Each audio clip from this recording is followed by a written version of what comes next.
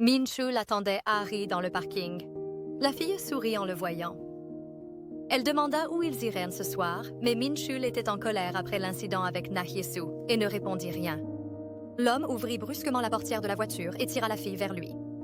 Toujours en colère après l'incident avec Na-hyesu, il profita de la souplesse d'Harry qui, contrairement à sa femme, ne le refusait pas. Na-hyesu était distraite. Après avoir découvert du rouge à lèvres sur la chemise de son mari, elle ne pouvait pas s'en remettre. Tout lui échappait des mains. Soudain, la fille laissa tomber le verre qui se brisa en petits morceaux. La pensée d'une trace de rouge à lèvres l'obsédait car elle n'avait jamais utilisé de maquillage elle-même. Elle n'excluait pas la possibilité que cela puisse être un malentendu. Elle essaya de se convaincre qu'elle se faisait des idées. La fille avait peur que ses soupçons soient infondés et qu'elle ne contrarie Min-chul. Et bien qu'elle retint ses larmes, elle décida de ne pas s'inquiéter et espéra que tout irait bien. Par un malheureux hasard, Na-hyesu fut témoin d'une conversation téléphonique d'un client. Elle soutenait son amie dont le mari la trompait. De la conversation, elle comprit que son mari la trompait parce qu'il n'avait pas pu avoir d'enfant depuis longtemps. D'habitude au travail, Na-hyesu se distrayait de penser à sa vie, mais aujourd'hui, tout lui rappelait les pires moments. La fille se souvenait de ce qui avait été la goutte d'eau pour elle, la perte la plus dure de sa vie. Chaque fois qu'elle avait du mal, elle essayait de penser aux bonnes choses, aux meilleures choses à venir. Mais en ce moment, elle n'était sûre de rien, elle ne savait pas ce qui se passait entre elle et Min-chul. Boom Tae-ha arriva à vélo au magasin où travaillait Na-hyesu. Il la vit à travers la fenêtre, assise, la tête baissée et contrariée par quelque chose. Le gars pensa au fait que plus il essayait de s'éloigner d'elle, plus il était attiré par elle avec une force destructrice. Sans enlever son casque, il marcha droit vers elle d'un pas assuré. Na-hyesu était tellement absorbée par ses pensées qu'elle ne remarqua pas immédiatement le client. La fille pensa qu'il était bizarre, entra en silence et n'acheta rien. Puis elle remarqua sa grande taille. Une pensée traversa son esprit qu'il ressemblait à quelqu'un d'autre. Soudain, le gars lui tendit son téléphone avec un message à l'écran, et enfin tout s'éclaira. Boom Tae-ha flirta de nouveau avec elle. Na-hyesu soupira. Au moins, ce n'était pas un étranger étrange. « Tu veux être grondé ?» Boom Tae-ha ouvrit son casque, un rire rouge dans ses yeux. Hyesu demanda pourquoi il portait un casque et le gars l'enleva. Il dit qu'il venait la voir depuis le travail. La fille supposa qu'il travaillait dans la livraison et Boom Tae-ha ne le nia pas. Elle dit qu'il devait être prudent sur les routes. « Tu es inquiète ?» dit-il avec un sourire narquois. Na-hyesu lui fit calmement signe de se lever et de lever son casque au-dessus de sa tête en punition pour ses blagues. Elle plaisantait juste, mais le gars obéit réellement. La fille resta sans voix. Boom Tae-ha se tenait là et souriait. Même dans cette situation, il avait l'air très attirant. Na-hyesu demanda pourquoi il était venu et le gars dit qu'il n'avait pas encore dîné, il voulait acheter quelque chose. La fille était inquiète qu'il ait faim, le réprimanda, dit qu'il devrait changer de travail s'il n'avait pas le temps de manger à celui-ci. Boom Tae-ha était amusé par son souci, il était content. Le gars se souvint de ce qu'il faisait cette nuit-là, pensa à surveiller son mari bâtard avec sa maîtresse. Il était dégoûté de réaliser que cet homme était à côté de Na-hyesu, mais il était patient. Soudain, le gars se leva près de Na-hyesu et dit qu'il ne pouvait pas quitter parce qu'il faisait un travail très important. La fille se souvint qu'il avait mentionné des problèmes à la maison. Elle croyait qu'il devait travailler dur et, vu sa grande carrure, il devait aussi bien manger. Elle dit qu'elle l'inviterait à dîner ce soir. Na-hyesu lui dit de choisir ce qu'il aimait et qu'elle lui offrirait un repas. Le gars ne s'attendait pas à ce qu'elle fasse cela. « Tout ce que je prendrai de toi, c'est ton cœur. Je peux me permettre d'acheter un repas, » dit Boom Tae-ha. Le gars tendit le bras et s'appuya contre l'étagère. Il demanda à Na-hyesu de simplement l'aider à choisir les choses les plus délicieuses qu'ils ont dans le magasin. La fille était embarrassée. Elle pensait qu'il plaisantait encore comme ça. Elle sentit son dos. Il était grand et fort. Sa présence l'excitait. Le regard de Na-hyesu tomba sur son poignet. Elle vit le début de la phrase sous forme de tatouage. Chapitre 13. Na-hyesu se tourna vers Boom Tae-ha et demanda ce que c'était sur son poignet. Le gars la regarda. Pendant un moment, il pensa qu'elle n'aimait peut-être pas les tatouages. Peut-être pensait-elle qu'il le faisait ressembler à un voyou. Il retroussa sa manche pour qu'elle puisse voir. « Tu détestes ça? Alors je l'effacerai, » dit Boom Tae-ha avec assurance. Na Yesu lui prit la main dans un geste apaisant, sa voix tremblante. « Dis-moi, pourquoi as-tu une cicatrice comme ça ?» Elle leva les yeux pleins d'inquiétude vers lui. Bumteha fut surpris de voir à quel point elle s'inquiétait pour lui, avec quelle appréhension elle serrait son poignet. Pendant une seconde, il se souvint comment les blessures saignaient sous l'encre noire. Na Yesu pensa à la vie de ce jeune homme, combien de difficultés il avait dû endurer s'il s'était fait cela lui-même. Elle voulait savoir ce qui se cachait derrière ses yeux tristes. Bumteha comprit tout à partir de son visage plein de tristesse. Il était content qu'elle sympathise avec lui et c'était drôle. Il ressentait une sorte de plaisir dans son expression, alors il pensa à la taquiner encore un peu. Le gars passa doucement sa main sur son bras et dit que les cicatrices étaient dues à l'accident. Na Yesu fut surprise par sa réponse et le regarda avec anxiété. Elle réagit exactement comme il pensait qu'elle le ferait. Bumteha était content de lui-même. Elle est naïve et il aime ça. Il dit que ça ne valait pas la peine de s'inquiéter. Le gars commença à choisir de la nourriture. Aisu pensa qu'il lui avait menti très habilement, mais comme les cicatrices étaient anciennes, elle décida de ne pas le presser de questions pour l'instant. La fille aida le gars à choisir un repas délicieux, disant que puisqu'elle l'invitait, il devait lui faire confiance. Nahaisu fit asseoir le gars pour dîner et retourna elle-même au comptoir. Bumteha montra un sourire. Il était content que la fille se soucie de lui. Il essaya d'être à l'aise avec elle. Nahaisu était confuse comme d'habitude. Elle pensait que ce gars lui donnait des sentiments contradictoires, mais elle l'aimait définitivement. Elle aimait pouvoir s'échapper temporairement de sa vie morne et de ses problèmes avec Minchul. Bumteha lui semblait un gars étrange, couvert de cicatrices et de blessures avec un travail suspect. Tout chez lui semblait étrange et tentant à la fois. Minchul et Hari étaient allongés en train de parler. La fille posa sa tête sur la poitrine de l'homme et avoua soudain qu'elle voulait l'épouser. Minchul se tendit instantanément. Hari fit la moue et demanda pourquoi il réagissait ainsi, dit qu'elle n'avait pas pensé au mariage avant de le rencontrer. Minchul était tendu par de telles discussions. Il essaya de plaisanter que la fille était encore trop jeune pour penser au mariage. Hari se leva d'un bond et commença à s'indigner. Elle dit que Minchul était assez vieux pour penser à se marier, et comme elle était sa petite amie, c'était normal. Le ressentiment dans sa voix était palpable.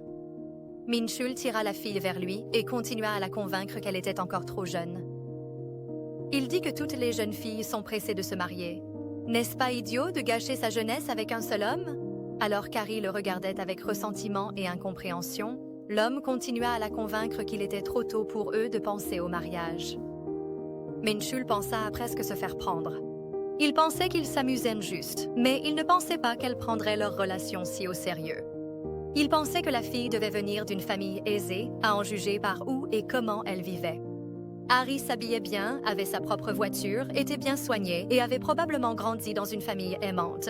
Minchul pensait qu'elle était l'opposé de Nahaisu et il aimait ça. La fille ne s'arrêta pas et demanda à l'homme comment il voyait sa famille quand il se marierait.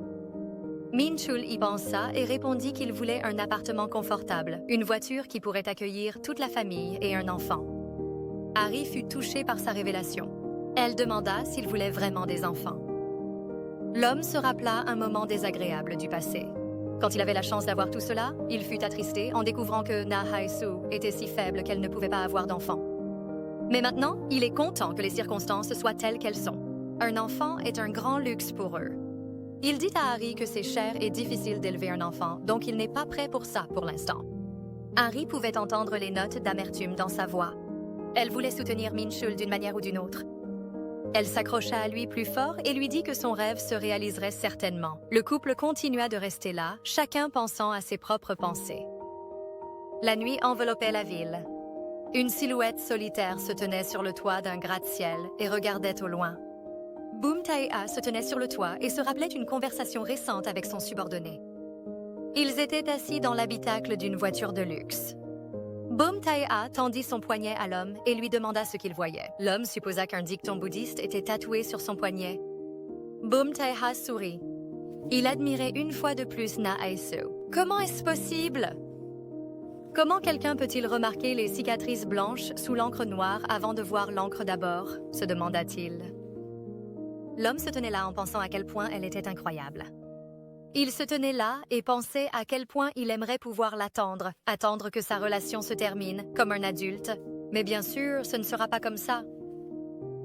Il réalisa qu'il était trop impatient, et même si elle n'avait rien fait, il avait déjà perdu sa liberté. La source de toute souffrance est l'attachement. Bomtaea prit une profonde inspiration et réalisa que sa souffrance avait déjà commencé. L'attachement l'accablait. Il ne pouvait pas et ne voulait pas y résister. Nahai-Su rentrait tard chez elle comme d'habitude et était absorbée par ses pensées. Soudain, elle reconnut l'homme qui marchait vers elle. C'était l'homme ivre qui l'avait harcelée dans leur restaurant. La fille se tendit, pensant qu'il allait recommencer à la draguer. À sa surprise, l'homme la vit et se figea d'horreur. Il se retourna et courut dans la première ruelle sans lui dire un mot. Nahai-Su fut surprise, ne réalisant pas que c'était juste maintenant, mais elle était contente de pouvoir rentrer chez elle en toute sécurité. Quand elle rentra chez elle, Min-chul dormait déjà. Elle se déshabilla tranquillement et se coucha pour se reposer aussi. La fille fut surprise qu'il se soit endormi si tôt. Elle pensait qu'il travaillait vraiment dur et était fatigué. Elle était inquiète qu'il soit surmené. Soudain, le téléphone de Min-chul se mit à vibrer. Le nom de la fille s'afficha sur l'écran. Le cœur de Nahai-Su fit un bond. La peur et l'anxiété la saisirent. Chapitre 14. Nahai-Su était perdue toute la journée. Elle se demandait si elle aurait dû répondre à cet appel pour savoir ce que cette jeune fille voulait de Min-chul. Un sentiment de jalousie exigeait qu'elle lui demande si elle et Min-chul étaient vraiment juste collègues au travail. L'homme dormait profondément tandis que Nahai-Su passait en revue toutes les questions qu'elle voulait poser à cette fille dans sa tête. Elle ne décida jamais de répondre et l'appel s'arrêta. La fille avait peur de ne pas pouvoir supporter la réponse. Elle se consolait en pensant que cette fille l'appelait pour des raisons professionnelles. Au travail, une collègue commença à lui montrer des photos du mariage de son amie. La fille était très excitée. C'était la première fois qu'elle assistait à un mariage et elle en était très heureuse. Elle lui raconta comment elle rêvait de rencontrer un jour un homme gentil et de porter une robe blanche.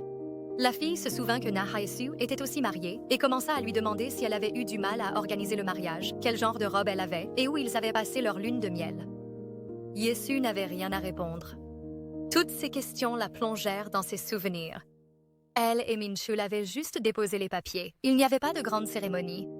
Ils étaient tous deux surpris de la rapidité avec laquelle cela avait été traité. Après avoir enregistré le mariage, le couple quitta le bâtiment comme si de rien n'était.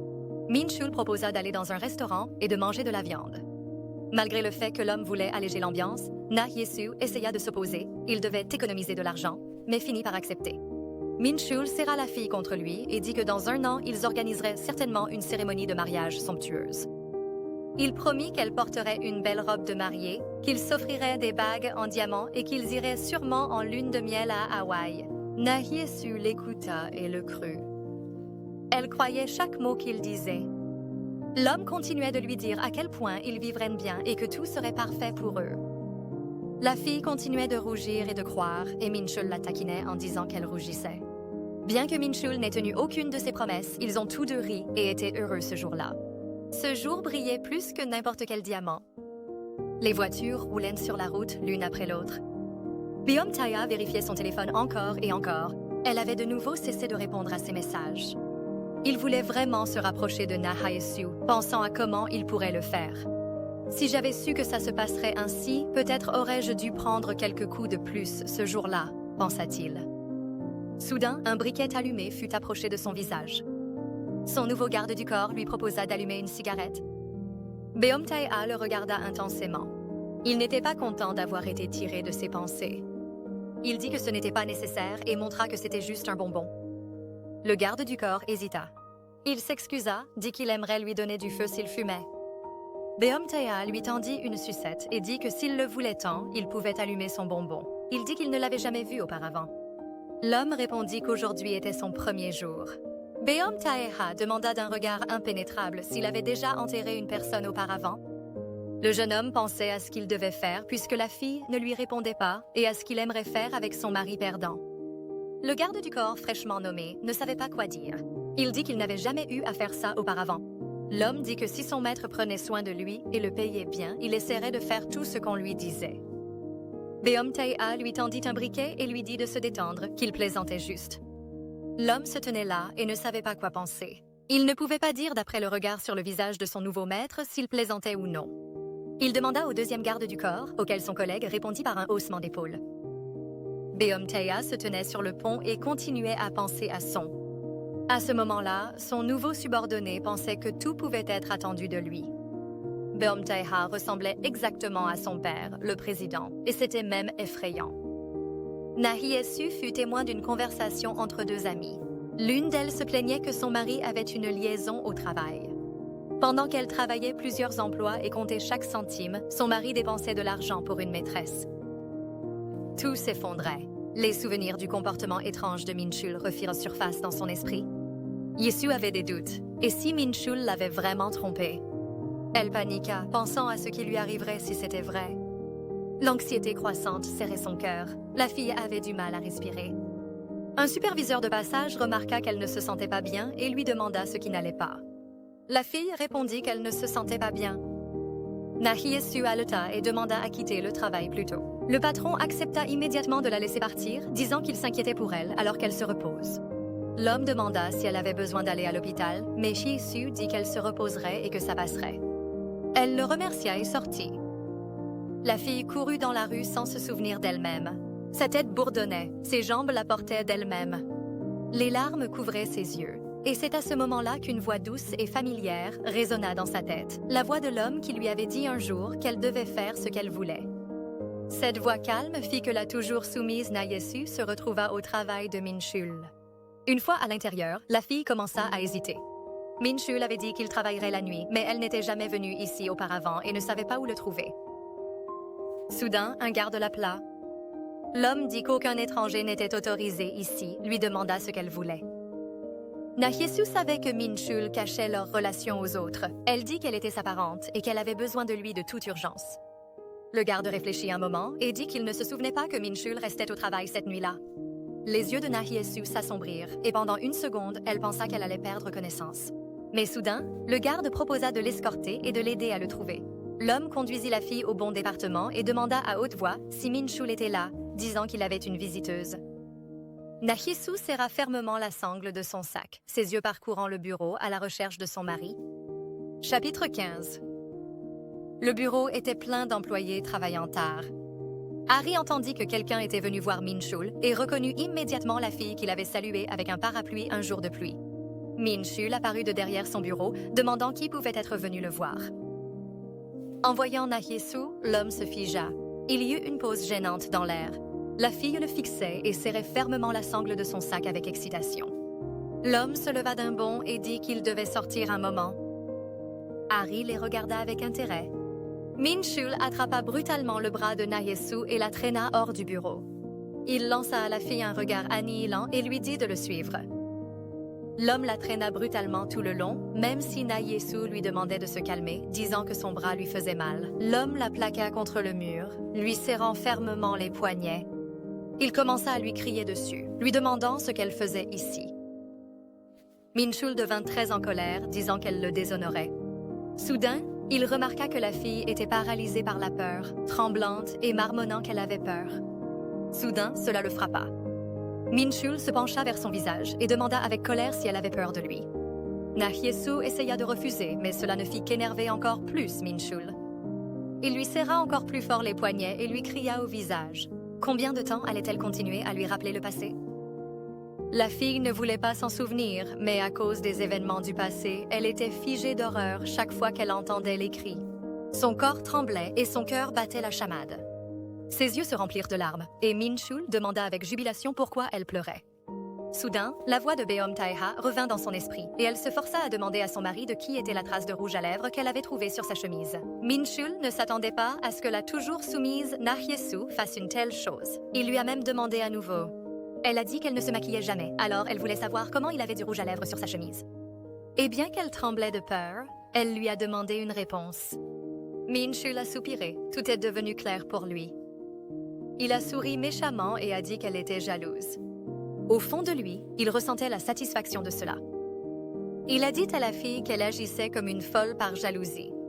L'homme a dit qu'elle était folle de venir à son travail pour une telle broutille et de faire une scène. Na Hye-soo était stupéfaite. Elle ne savait pas quoi dire. Elle ne voulait pas que ça se passe comme ça.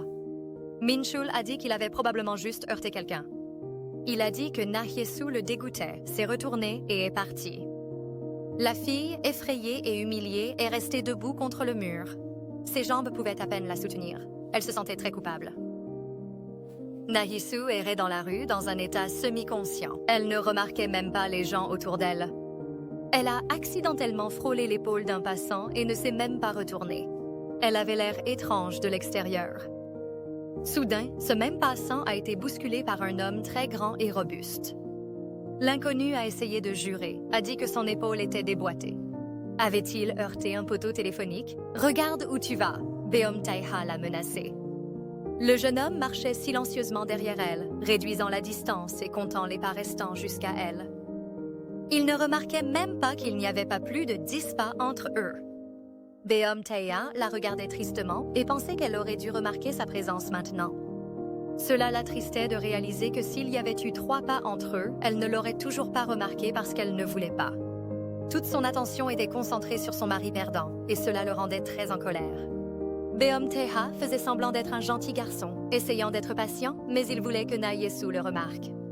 Il voulait qu'elle se retourne tout de suite et le gronde pour ses intentions malveillantes. Beom Tae-ha continuait à lui écrire même si elle ne lui répondait pas. Il l'a averti que les prévisions annoncèrent de la neige aujourd'hui. Il aurait voulu qu'elle soit heureuse pour la première neige, mais elle était tellement blasée qu'elle avait oublié ce que c'était. Alors ils ont marché jusqu'à sa maison. Beom Tae-ha a sorti son téléphone et a tapé le prochain message disant qu'il pleuvrait après la chute de neige. Il espérait que le son du téléphone la ramènerait à la réalité. Na-hee-soo se tenait silencieusement devant sa maison, la tête baissée. Bientôt, une averse est tombée du ciel. Na-hee-soo continuait à rester là et à regarder fixement dans le vide. L'eau coulait sur son visage et le froid pénétrait tout son corps. Elle essayait de comprendre tout ce qui s'était passé ce soir-là. À quoi pensait-elle en se précipitant sur le lieu de travail de Min-chul? La fille se plia en deux, posa sa tête sur ses genoux et sanglota amèrement, aussi fort que si le bruit de la pluie pouvait noyer sa souffrance. Beom Tae se tenait au coin, le cœur brisé de douleur pour elle. Il pensait qu'elle aurait dû réaliser quel genre d'homme était son mari. Il laissa tomber son parapluie et se tourna vers les jets de pluie. Il voulait prendre toute sa douleur pour lui. Le jeune homme se battait contre lui-même car il avait du mal à rester une bonne personne avec elle. Il se souvenait de la façon dont elle avait empathisé avec lui, essayé de le soutenir. Elle disait qu'il était un homme bon et qu'il irait bien. Mais elle avait tort. Il n'était pas bon. Il était idiot de croire que sa relation malsaine se terminerait bientôt d'elle-même. En fait, il avait été prêt à faire des choses terribles pour elle, et aujourd'hui était la dernière fois qu'il la laisserait pleurer. Le lendemain matin, Na-hee-soo arriva au travail avec les yeux gonflés. Son amie s'inquiétait pour elle et lui demanda si elle allait bien. Elle dit qu'elle avait juste mangé trop de ramen pour le dîner. Il restait encore 10 minutes avant le début de la journée de travail. Hee-soo dit qu'elle serait absente un moment. Min-chul n'est jamais rentré à la maison la nuit dernière. Na-hee-soo pleura et l'attendit jusqu'au matin. Elle voulait se réconcilier avec lui. La fille pensait que leur anniversaire de mariage approchait et qu'elle aimerait aller au restaurant avec lui, espérant que les choses s'arrangeraient pour eux. Soudain, quelque chose de chaud toucha son visage. Tu traînes? Le soudainement apparu Beom Tae se dressait au-dessus d'elle. Chapitre 16. Na-hee-soo fixa le beau jeune homme pendant un moment. Beom Tae commença à se moquer de ses yeux gonflés et du fait qu'elle esquivait le travail. La fille était embarrassée, dit qu'elle n'était pas amusée. Le jeune homme lui apporta du café et lui dit de faire attention car il était encore chaud. Na-hee-soo le remercia. Le gars demanda si elle le gronderait pour être venue la voir, même si elle ne répondait pas à ses messages. La fille était très contente qu'il ait pris soin d'elle en lui apportant du café. Elle pensait que plus elle le grondait, plus il devenait insistant. Alors elle dit qu'elle ne le gronderait pas. Na-hee-soo était embarrassée, mais posa quand même une question. « Tu aimes ce genre de choses ?» Beom Tae demanda innocemment ce qu'elle voulait dire. La fille précisa s'il aimait être grondé. Beom Tae rit de bon cœur, couvrant même son visage de sa main. Na-hee-soo était très gentiment indignée et lui demanda de ne pas se moquer d'elle. Le jeune homme la regarda langoureusement et dit « En fait, je ne suis pas vraiment dans ce genre de choses, mais je serais d'accord avec n'importe quoi venant de Na-hee-soo. » Cela semblait très excitant et il avait l'air très séduisant à ce moment-là. Na-hee-soo pensait qu'il se moquait encore d'elle. Beom Tae dit que dorénavant il viendrait la voir sans prévenir. La fille ne s'en souciait pas, mais elle dit de ne pas la chercher vendredi. Il demanda pourquoi et Na-Yesu répondit qu'elle et son mari fêteraient leur anniversaire de mariage. Le gars était très surpris et mécontent. La fille s'excusa de ne pas avoir eu le temps de lui dire qu'elle était mariée, mais elle pensait qu'il l'avait déjà deviné. Le jeune homme imagina sa réaction s'il lui disait qu'il savait tout de sa vie, qu'elle était divorcée. Il prit doucement une mèche de ses cheveux et dit seulement qu'il était un peu confus. Si c'était moi, je pense que je détesterais ça. Pendant que Na-Yesu l'écoutait attentivement, Beomtae gardait les yeux sur elle. Il dit que s'il était son mari, il ne laisserait pas un autre homme faire toutes les choses qu'il faisait pour elle. Il prendrait toujours soin d'elle lui-même. L'homme semblait la fasciner de son regard. Il toucha presque ses lèvres de ses doigts quand il demanda si son mari n'était pas jaloux d'elle. Yesu était agréablement émue par ces mots, mais elle ne voulait pas le lui montrer. Elle dit simplement qu'il était encore jeune et ne réalisait pas qu'il existe une amitié entre un homme et une femme. Beomtae la regarda et pensa à quel point elle était naïve. Pendant que son mari dort avec une jeune maîtresse, elle est si gentille, hésitante à son sujet, craignant de se rapprocher trop de lui. Le gars sourit et dit qu'il ne la dérangerait pas. Il lui souhaita une bonne journée et un bon moment avec son mari. En s'éloignant, il lui jeta un dernier regard. Na-Yesu n'eut pas le temps de dire quoi que ce soit. Elle était un peu embarrassée, se demandant si elle l'avait offensé. Elle aimait être avec Beomtae, mais sa conscience ne lui permettait pas de franchir la ligne. Minchul passa encore une nuit chez Are. Elle s'assit au bord du lit et repensa à une conversation récente avec son amie. Les filles étaient assises dans un café et Are racontait à son amie à quel point Minchul était beau. Elle était très heureuse dans sa relation avec lui. Elle se vantait que même s'il avait la trentaine, il passait beaucoup de temps au lit. Soudain, une amie lui posa une question. Est-ce étrange que malgré toutes ses qualités, à son âge, il ne soit toujours pas marié? Cela alarma Harry. La fille se tourna vers l'homme et déclara qu'elle voulait enfin être chez lui. Minchul essaya de s'en sortir. Il dit qu'elle avait une maison plus jolie que la sienne. Il pensait à quel point elle avait de la chance de vivre dans une nouvelle maison prestigieuse, non loin du travail. Il souhaitait pouvoir vivre dans une maison comme ça. L'homme pensait au fait que s'il quittait Na-Yesu pour Are, elle resterait quand même dans leur maison délabrée et l'attendrait toujours parce qu'elle l'aime. Mais il ne savait pas s'il l'aimait. Minchul pensait à Na-Yesu, froide et sans émotion comme une poupée. Elle ne ressemble pas à une vraie femme. Pendant qu'il se perdait dans ses pensées, Are commença à se fâcher. Soudain, Minchul attrapa Harry et commença à l'embrasser. L'homme avoua vivre dans un appartement délabré avec un parent qu'Are avait déjà vu. Minchul dit qu'il venait d'une famille pauvre sans éducation. Il avait peur que si Are voyait comment il vivait, elle le quitterait. Soudain, Are le serra fort et lui dit que rien de tout cela n'avait d'importance. Elle l'accepte tel qu'il est, la fille était touchée qu'il se soit ouvert à elle. Les larmes lui montèrent aux yeux à cause de son amour pour lui. Minchul l'invita à venir chez lui.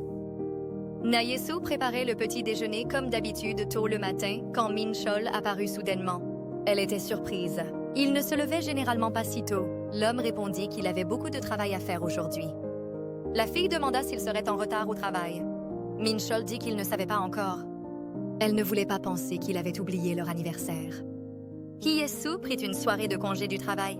Elle décida qu'elle dirait plus tard à Minchul qu'elle était libre et qu'ils pourraient en passer du temps ensemble. Toute la journée, la fille travailla sans relâche. En quittant le travail, elle anticipait à quel point Minchul serait heureux qu'elle ait pu libérer sa soirée. Soudain, elle reçut un message de son mari.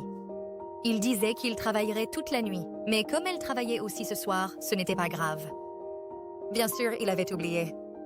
Elle lui envoya un message disant qu'elle se rendait aussi au travail. La fille se tenait au milieu de la rue et pensait à quel point elle était stupide. Encore une fois, elle avait été trompée par ses attentes. Yesu décida d'aller travailler après tout.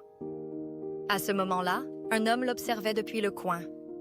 Minchul, en serrant Harry, la conduisit chez lui.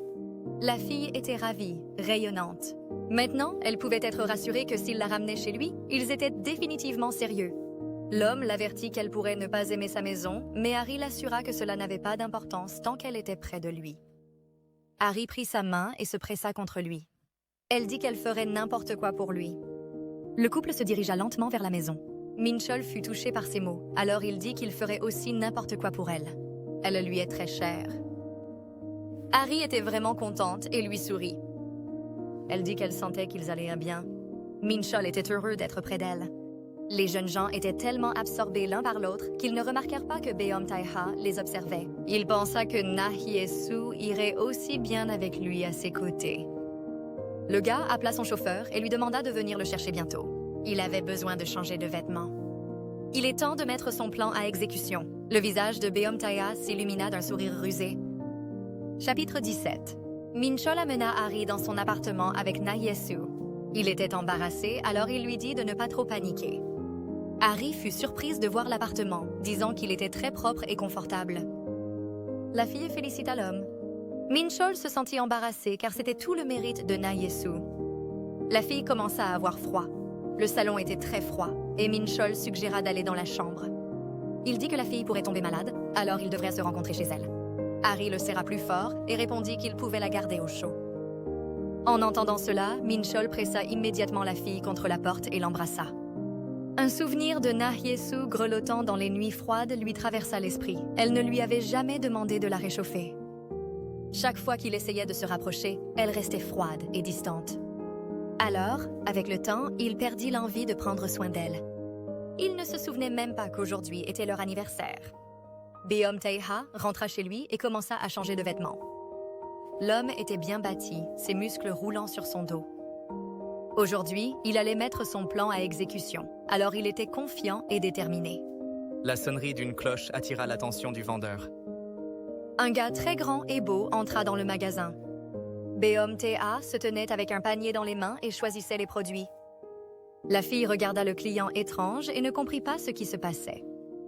Beom Taeha posa un panier plein de paquets chauffants sur le comptoir. Le gars sourit innocemment pendant que la fille vérifiait l'achat et se demandait pourquoi il avait besoin de tant de paquets chauffants. Beom Taeha remercia la fille et continua son chemin de bonne humeur. Tard dans la nuit, une femme prit une pause cigarette à l'arrière d'un restaurant. Soudain, un jeune homme inconnu s'approcha d'elle. « Je suis désolé, mais pourriez-vous appeler Na Hye-soo pour moi ?» Il avait l'air mal en point, parlait d'une voix haletante. Une femme accourut vers Na Hye-soo en disant que quelqu'un l'attendait dehors. Na Hye-soo se demanda qui pouvait l'attendre à cette heure. Elle espérait que c'était Min-chol. La fille se précipita vers la porte arrière, pleine d'espoir que son mari n'avait pas oublié leur anniversaire, avait décidé de la surprendre. Son cœur battait plus vite d'excitation. Elle regarda dehors et appela Min-chol. La cour était vide. Elle se demanda si son collègue lui faisait une blague. Soudain, elle fut prise dans une étreinte d'ours par derrière. De grands bras forts entourèrent son corps. Elle, si petite et fragile. Boom Taeho la serra comme quelque chose de très précieux. Son visage était très proche du sien, et la fille sentit son souffle sur son visage. Nuna. Le gars expira. Na Hye-soo était embarrassé, disant qu'il devrait l'appeler, sinon les étrangers penseraient quelque chose de mal. La fille dit qu'elle le gronderait certainement la prochaine fois. Le jeune homme sourit et continua de la serrer. C'était si bon. Elle était douce et chaude. Soudain, Na Hye-soo se tourna vers lui et lui demanda avec un regard inquiet s'il s'était blessé quelque part. « Viens ici. » La fille passa délicatement sa main sous sa capuche. Des doigts délicats parcoururent son visage et ses yeux l'étudièrent. Le cœur de Boom Taeho s'emballa et il ne pouvait pas détacher ses yeux de ses lèvres. Son visage était si proche, il pouvait sentir son souffle et ce regard dans ses yeux à nouveau. Le gars se pencha encore plus près. Il était ravi de sa proximité, mais il devait être patient. Na Hye-soo réalisa soudain qu'il avait de la fièvre. Elle avait peur pour lui.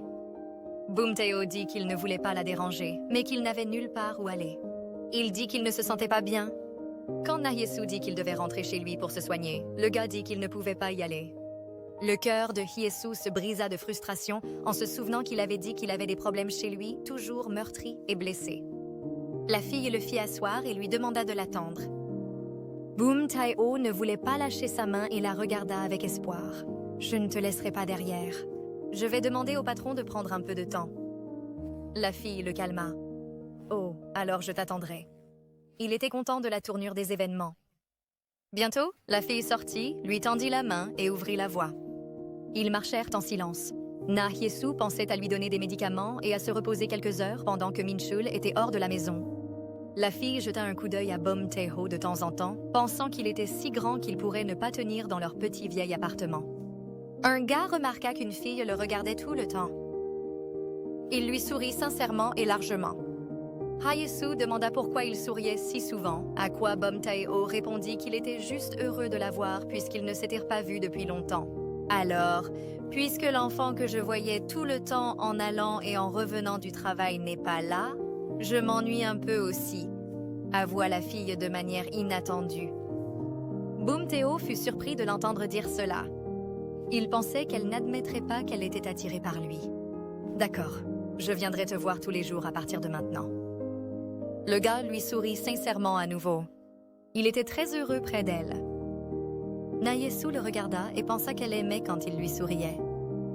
Elle réalisa qu'elle ne pouvait pas détacher ses yeux de lui, incapable de se détourner de lui. Enfin, ils arrivèrent. La fille l'avait prévenu que l'appartement était petit et vieux, mais au moins il pourrait se reposer. Hayesu s'approcha de la porte et s'arrêta. Elle trouva étrange qu'il y ait de la lumière dans l'appartement. Bumtae-o se tenait derrière la fille et se sentait satisfait. Tout s'était passé exactement comme il l'avait voulu. Un rire de femme venait de l'appartement. Nayesu entendit Minchul s'amuser avec une fille dans leur appartement. Elle tendit une main tremblante vers la poignée de la porte. Bumtae-o se tenait tranquillement et attendait de voir comment Nayesu allait agir. La fille hésita un instant. Chapitre 18. Nayesu se tenait là, pensant à quel point l'infidélité de Minchul avait tout ruiné, leur amour, leurs souvenirs et leur temps ensemble. Elle se tenait là, écoutant l'autre fille rire dans leur maison et ne savait pas quoi faire.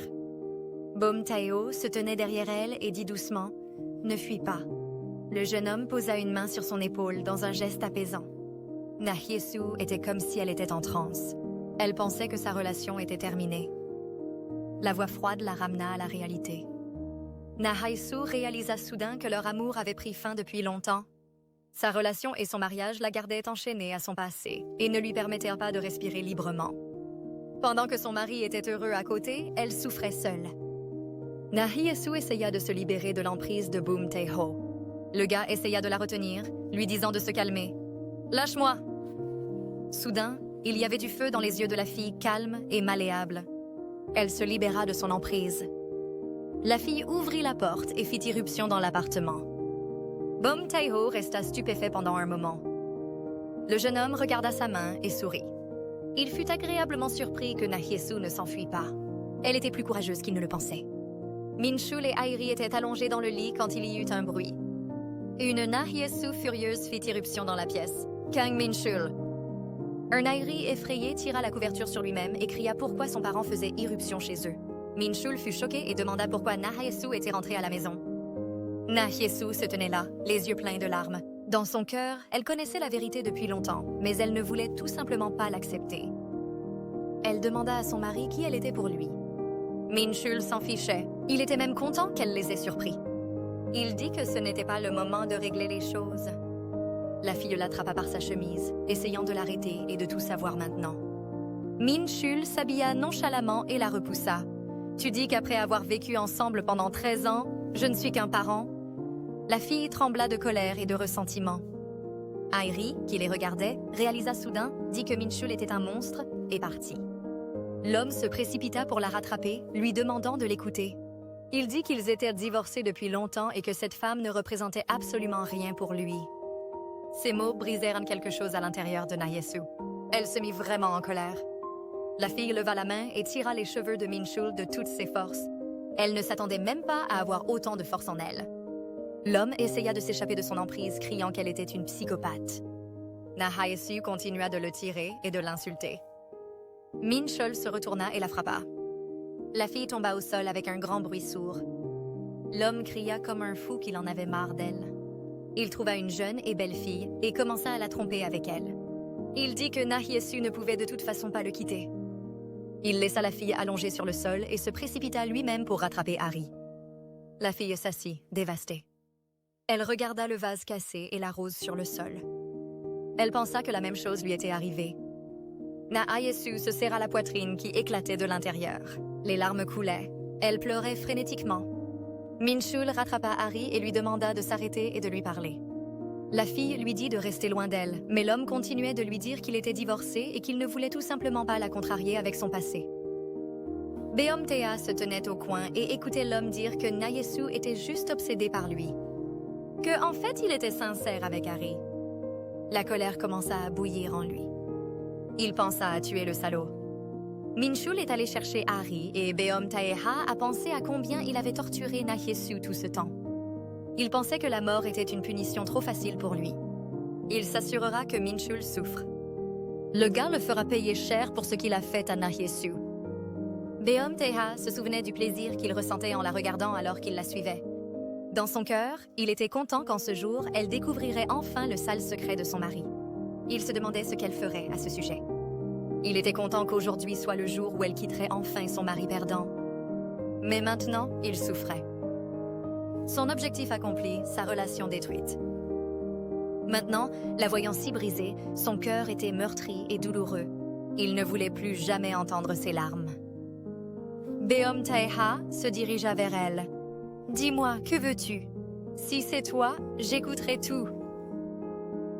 S'il y a quelque chose que tu veux, je te le donnerai. S'il y a quelque chose que tu veux faire, je le ferai avec toi. S'il y a un endroit où tu veux aller, je t'y emmènerai. Si tu me demandes de tuer, alors je le ferai. » Beom Taeha se dirigea vers elle. Tout le long du chemin, il pensait à elle. Mais il savait qu'elle ne demanderait pas. Beom Taeha caressa doucement sa tête. Il décida qu'il la protégerait même si elle continuait à fixer son mari. Il serait à ses côtés. Il pensait que son premier amour lui liait les mains et les pieds et le torturait. Beom Taeha appela doucement Nahyesu par son nom, lui demandant de se calmer. Il continua à lui caresser le dos, inquiet qu'elle tombe malade à force de pleurer autant. Le jeune homme était vraiment inquiet pour elle. Soudain, les sanglots cessèrent. Nahyesu tomba sur la poitrine de Beom Taeha et perdit connaissance. Chapitre 19. Beom Taeha était assis près du lit de Nahyesu et observait chaque souffle qu'elle prenait. La fille respirait lourdement. Il tendit la main et remit délicatement une boucle derrière son oreille. Le jeune homme, sans la quitter des yeux, pensait à comment il effacerait lentement, pas à pas, sans rien manquer, chaque moment désagréable de sa vie. Il sera là pour elle chaque fois qu'elle en aura besoin. Finalement, ses blessures guériront. Beom Taeha ne voulait pas, mais il devait la quitter un moment. Le garde du corps exprima son soulagement qu'aucune maladie grave n'ait été trouvée chez elle. Après une injection antipyrétique et un bon sommeil, elle se sentira mieux. Beom Taeha était très inquiet pour elle. Il disait qu'une forte fièvre n'est pas une plaisanterie. L'homme disait qu'elle n'allait pas bien avant cette situation. Il ne comprenait pas pourquoi elle n'était pas allée chez le médecin plus tôt. Il ne pouvait pas imaginer comment quelqu'un pouvait vivre à un tel rythme. Même s'il était forcé, il ne pourrait pas. L'homme admirait sa force et son entêtement. Beom Taeha ne répondit pas. Il sourit juste, fatigué. Il dit à l'homme de le suivre. Ils ont des affaires à la boutique de fleurs. L'homme fixait le dos du gentleman et pensait « Qu'a-t-il encore inventé ?» En entendant le plan de Beom Taeha, l'homme était stupéfait. Le gars disait qu'il travaillerait le quart de Nahyesu tout seul et décida de le laisser partir. L'homme répondit qu'il préférait attendre et rester à proximité. Beom Taeha aimait sa ténacité et son dévouement. En entrant dans le magasin, il vit une fille à bout de souffle. Elle demanda au client d'attendre car ils n'étaient pas encore ouverts. La fille leva la tête et fixa le premier client. Elle reconnut le bel homme qui était venu,